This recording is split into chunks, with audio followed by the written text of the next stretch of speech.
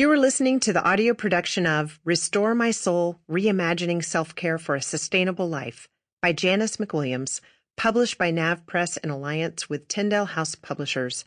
This book is read by the author. For an enhanced listening experience, please access the supplemental PDF attached to this audiobook at restoremysoulpdf.com.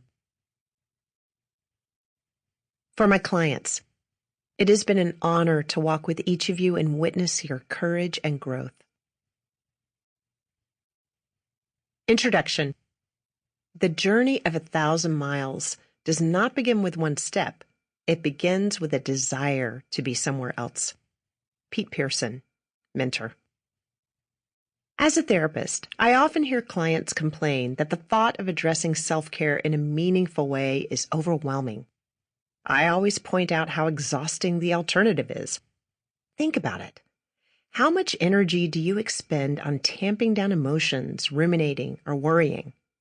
How defeating and depleting is it to work on something for hours and feel like you've gotten nothing done? How is the strain of not connecting well with family or friends working for you? And what cost is there to having an anemic or stunted relationship with God? This is the stuff of exhaustion and burnout. Doing the work of learning how to practice soul-restoring, life-sustaining self-care may require intention and effort, but the result is freedom and energy. In the end, an unhealthy soul will exhaust you far, far more than a restored one. The idea of a restored soul makes most of us remember Psalm 23, verses 1 through 3. The Lord is my shepherd, I shall not want. He makes me lie down in green pastures. He leads me beside still waters. He restores my soul. The green pastures and still waters where the shepherd leads his sheep make me think of our very practical needs: rest, safety, eating, and drinking. Then there is the little phrase about the shepherd restoring my soul. See verse 3. The meaning of this is so vast and deep. I think of movement from discouraged to encouraged, from fatigued to rested, from fractured to whole. The idea of a restored soul evokes a feeling of peace and steadiness that intersects with the deepest cravings of my spirit. In his book, A Shepherd Looks at Psalm 23, W. Philip Keller explores this idea through his vocation as a shepherd. Now, there is an exact parallel to this restoring my soul in caring for sheep.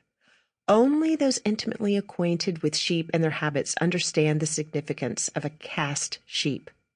A cast sheep is a very pathetic sight.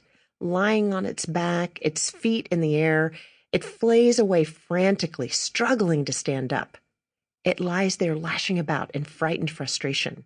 If the owner does not arrive on the scene within a reasonably short time, the sheep will die. The image of the cast sheep is rich, real, and a little too close to home. How often are we stuck on our backs, struggling mightily, with no clear idea how to help ourselves or access the help of the shepherd? Scripture is clear that it is the shepherd's work to restore souls, to put the sheep back on their feet. But I have become passionate about helping people learn about the reasons they keep finding themselves stuck in the first place. That's where my idea to reimagine self-care began. I wanted to help my clients see and believe that the best self-care addresses the way they manage their inner experiences moment to moment, hour to hour, and day to day, before they wind up helpless on their backs, struggling. I've been an Enneagram enthusiast, student, and teacher for 25 years. You don't need to know the Enneagram to appreciate this book, but these sentences might make more sense to those of you who do. I experienced a breakthrough in understanding how we tend to wind up as stuck sheep when I took a course on stances and repressed centers from Suzanne Stabile. I realized that when it comes to life-sustaining self-care, we wind up struggling in unique ways depending on our repressed centers, which correspond to our Enneagram types and what she calls our centers of intelligence, whether we're in the head, heart, or gut triad, and which center of intelligence is dominant and which is repressed. It's far too much to fully explain here. The gist of the teaching is that some Sample complete. Ready to continue?